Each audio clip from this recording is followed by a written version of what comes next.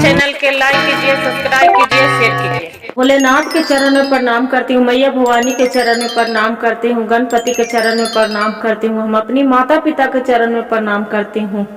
मेरा प्रणाम स्वीकार हो प्रभु, मेरा प्रणाम स्वीकार हो। सभी देव देवी के चरण में प्रणाम करती हूँ, मेरा प्रणाम स्वीकार हो प्रभु, मेरा प्रणाम स्वीकार हो। बहन, एक राजा थे तो उसका एक पुत्री थी।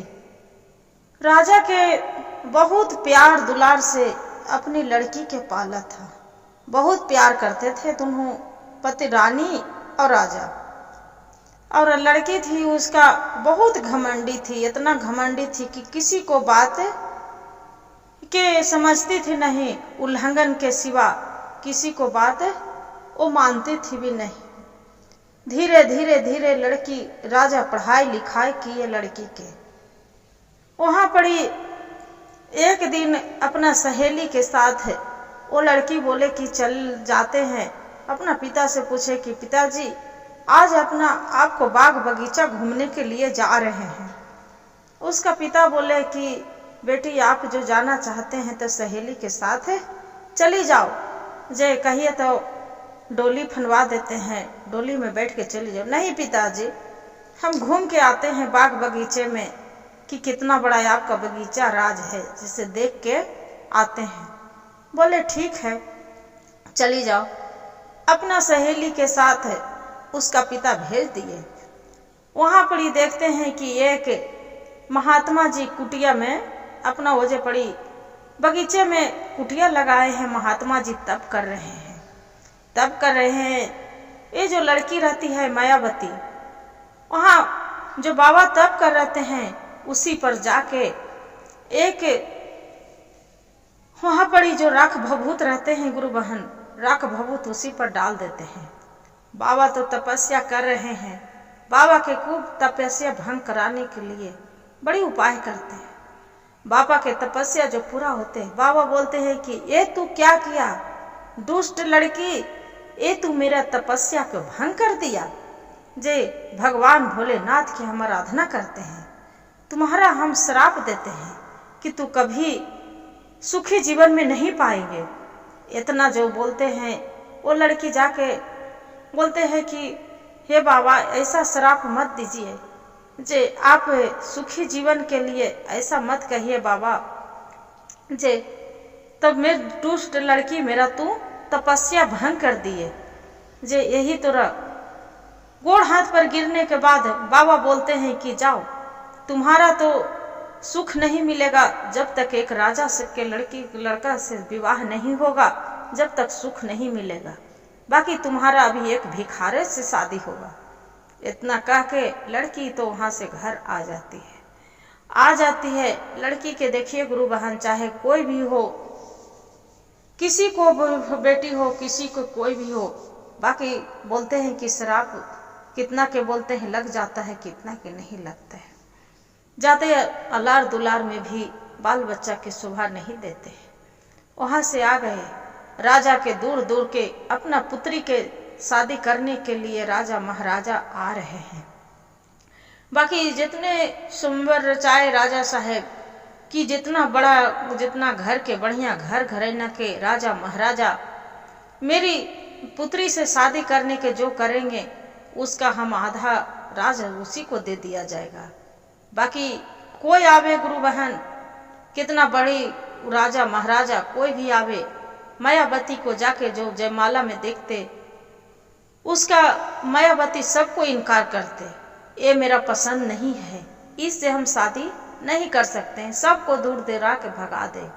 कोई दाढ़ी वाला है तो कोई मूछ वाला है तो कोई बेल चट वाला है, इससे हम शादी नहीं कर सकते हैं। कोई पगला है, सबके उल्लंघन कर कर के चला दिए। काहे कि देखिए गुरु के श्राप था कि गुरु जी, शिव गुरु बोल थी, भगवान भी उसका उस महात्मा के एक रूप मुंह से निकला था कि तू सुखी जीवन नहीं पाएगा उसमें।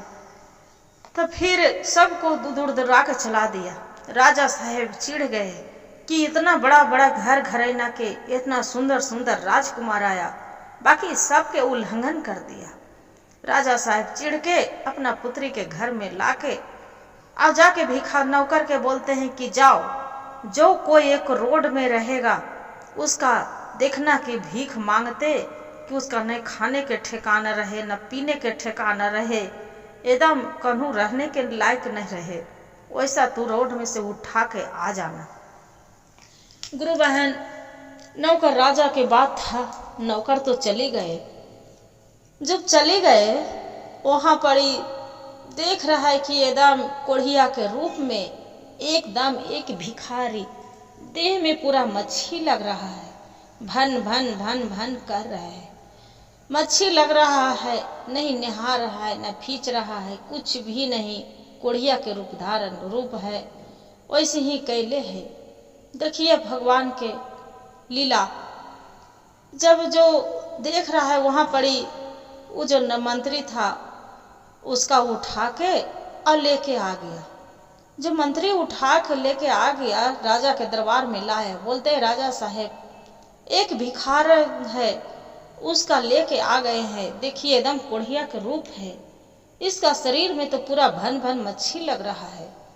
से राजा साहेब आप इतना सुंदर लड़की के मायावती के आपका एक लाडली है, इससे कोढ़िया से आप विवाह करेंगे।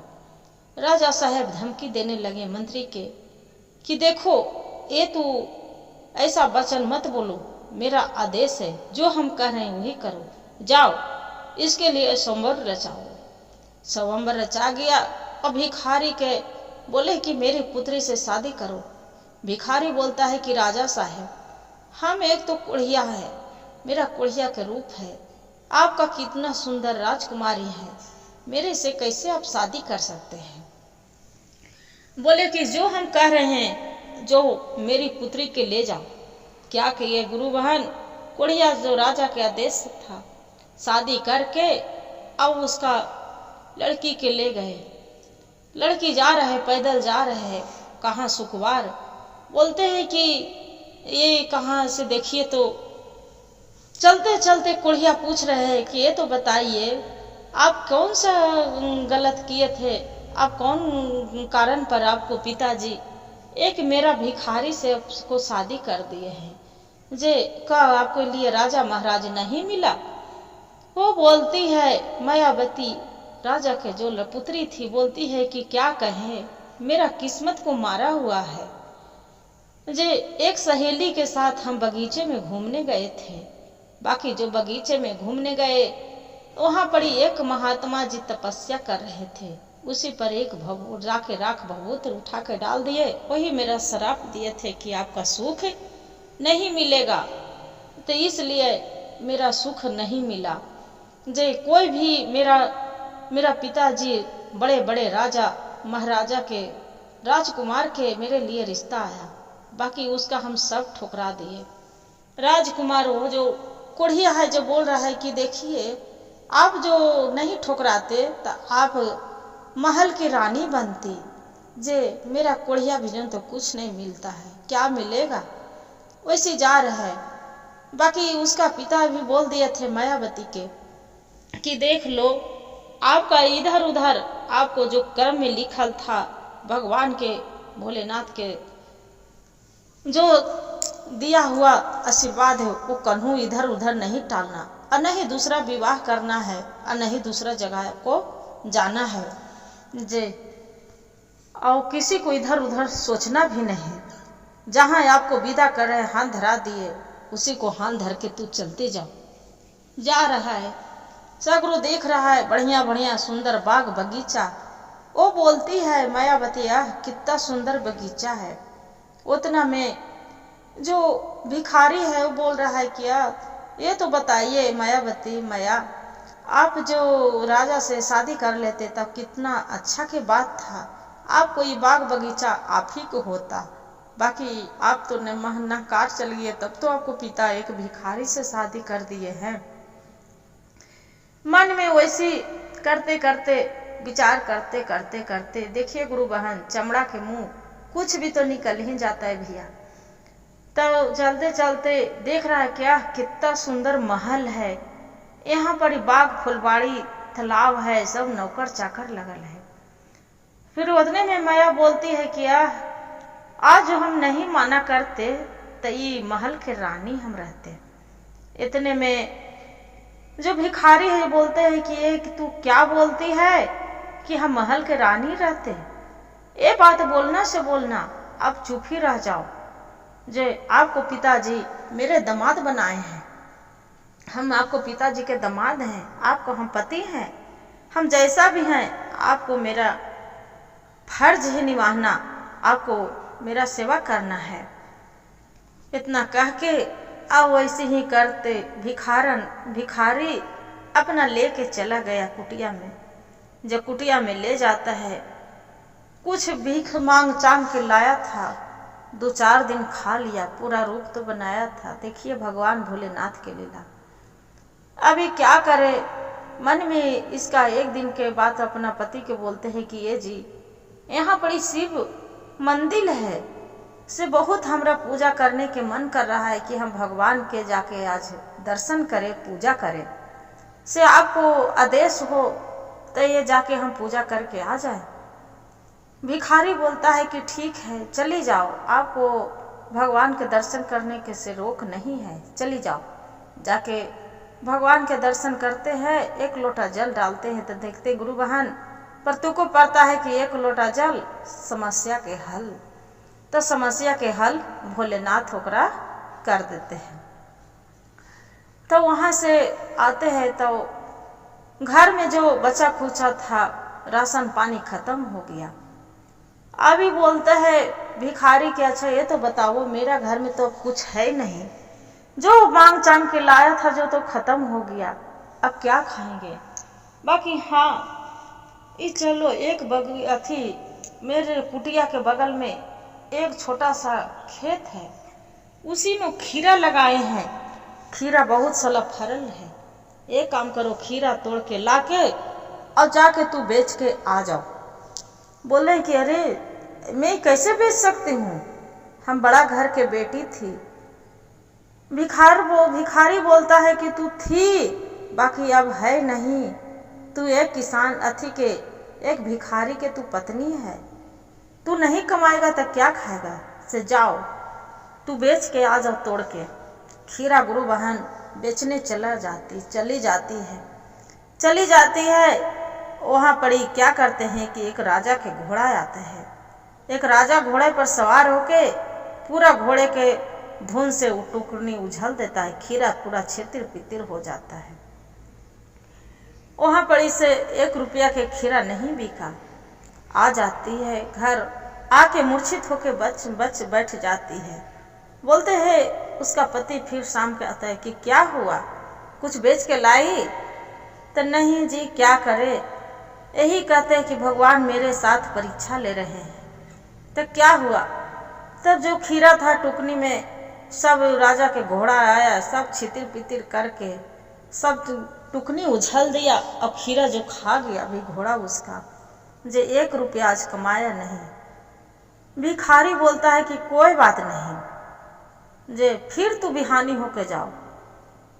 फिर बोलती है माया हम नहीं जा सकते हैं, हम जो जाएंगे फिर पता नहीं बिकेगा नहीं बिकेगा।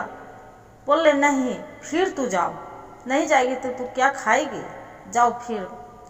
फिर गुरु बहन खीरा लेके तोड़ के अब फिर जाके बाजार में चलने लगती है।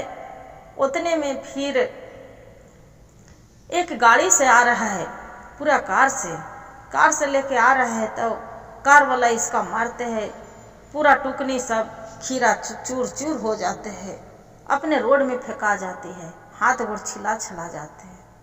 जब छिला जाते हैं और रोते अब सोचती है कि 1 रुपया के बेचे नहीं, हे भगवान या भोलेनाथ क्या मेरे साथ परीक्षा हो रहा है। फिर उसका याद आता है कि हम बहुत घमंडी करती थी, मुझे मेरा वो बाबा शराप दिए थे, वही मेरा शराप लग गया है। फिर भगवान से विनती करते हैं कि हे भोलेनाथ जो भी मेरा से गलती हुआ था मेरा क्षमा करिएगा। फिर आती है, आके फिर मूर्छित होकर बढ़ जाते हैं, पूरा हाथ गोड़ छिलाए रहते हैं। भिखारी देखता है, बोलता है कि अरे क्या हो गया, ये तो आपको गोड़ हाथ पूरा छिला गया है, बेच के आई बोलते हैं नहीं जी, मेरा किस्मत में 2 दिन से घर में गए हैं, बाकी कोई मेरा नहीं बिका, 1 रुपया के खीरा नहीं बिका। आओ, कल घोड़ा खा गया राजा साहब के, आज मेरा राज आ रहा था गाड़ी वाला, कार वाला, वो मार दिया, पूरा खीरा चूर चूर हो गया, मेरा चोट लगा, हाथ गोड़ छिला गया। राजा साहब फिर बोलते हैं, ई भिखारी कि ऐसा कोई बात नहीं, आज फिर तू जाओ। फिर जाता है, बोलता है कि 1 रुपया के खीरा। सब आते हैं होने से कि अरे भाई कैसे किलो खीरा है? बोलते हैं कि राजा साहब सबके 10 रुपये बेच रहे हैं, बाकी हम आपका 1 रुपये बेच रहे हैं, ले लीजिए खीरा जे, ले लीजिए। वो राजा साहब बोलते हैं नहीं, एक खीरा अच्छा नहीं है, ये लग रहा है सब बड़ा बड़ा बिचायल है, जो आयल है। बोलता है कि वो भी खीरा 1 रुपया का नहीं बिकता है। सब वो जे गुस्सा के मारे सब फेंक फाक के वहाँ से आ जाते हैं। ओकर बाद में फिर भिखारी पूछता है कि अच्छा ये तो बताओ, बिक गया खीरा? आज तो गाय नहीं खाया, घोड़ा नहीं खाया, आज तो कार वाला नहीं मारा, खीरा बेच के आ गई।